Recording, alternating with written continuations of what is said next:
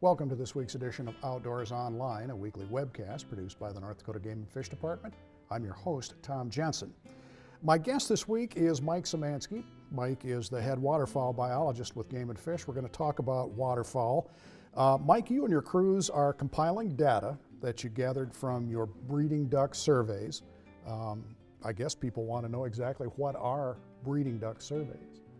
Well, Tom, we conduct the survey every year across the state of North Dakota. We have a few crews that go out. We cover 8 transects that run north and south. They pretty much go from the South Dakota border up to the Canadian border. And we have a total of 1,816 miles that we run. And when we do that, we have... On each transect? On each, well, no, total for the 4 transects is 1,816 miles. And we have 2 guys on each crew, so we're counting out each side of the vehicle, 220 yards each side. And then when we do that, we're also totaling up the species we're seeing and the, I guess, how the groups are comprised of each species as we see them, so we can factor in nesting hens and things like that. Just in case people may have seen you on the roads, it's really fascinating how you do it. And you stop at every water hole and waterway and someplace where there might be a duck hiding. Yep, every place there could be a duck, we stop and give it a good look over to see what's out there, and then we also count the water that we're seeing too. All right, how often do you do these monitoring efforts? We do them once a year. We try to time them, they're always in May. We try to time them to match up with the kind of how the spring is progressing. We have a weekly migration route that we also run to help time this survey.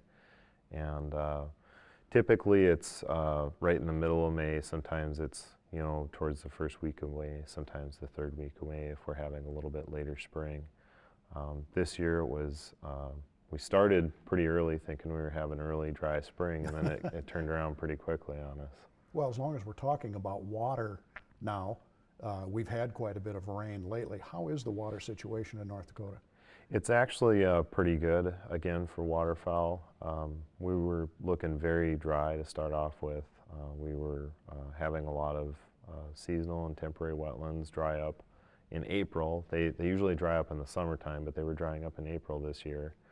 And as we all know, April was quite dry and fairly warm, and then it all kind of turned around on a dime right about the 1st week of May, where about, well, half of North Dakota probably got about a 1/3 of the year's precipitation in a 10-day period. Right, I think everybody remembers the burn bans that were on and things like that. Yeah, like you mentioned, the water, some of the water was drying up and stuff like that.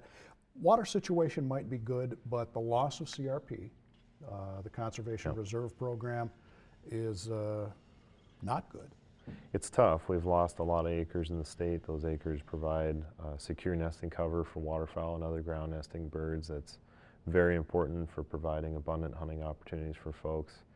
You know, when wetland conditions are super good, ducks can still do okay as a little bit of CRP declines, but when we dry up, we're really going to start feeling the hit that we've had on CRP. Well, I guess what are we finding out in these breeding pairs survey? Well, we're still sitting pretty good, really, for duck numbers. We're really riding the big wave we've had over the last 20 years, and especially the last few years, again, being wet and still having a little bit of CRP out there, you know. Most of the prairie pothole region has been wet the last few years, so a lot of ducks have been produced, and duck populations overall are good.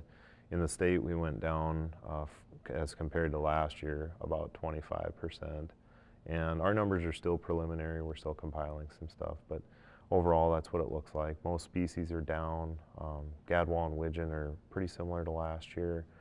The 2 that took the biggest hits or saw the largest declines in the state were pintails and shovelers.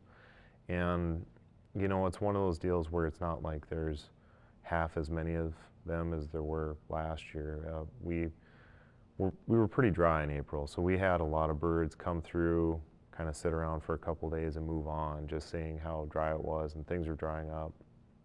So I'm pretty confident that those birds are, you know, moving on into areas in prairie Canada to breed. But yeah, overall our nesting duck population is down a fair bit, but it's still good. It's our 19th highest, and you know, like it's been for the last 21 years now. Sure. All of those 21 years are our highest years.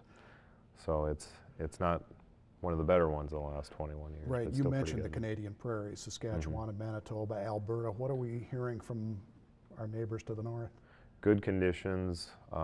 We don't have any kind of population estimates. That area is covered as part of the overall cooperative monitoring survey that's done with state and provincial partners, Canadian Wildlife Service and the Fish and Wildlife Service. So those numbers won't come out probably until like July. And they also have an estimate for North Dakota that'll be part of that mix.